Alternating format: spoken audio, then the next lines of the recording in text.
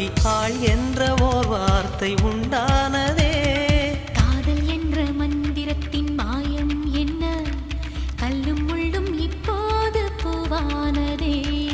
வானவில்லின் துண்டொன்று மண்ணில் வந்து யாருக்கும் சொல்லாமல் பெண்ணானதே.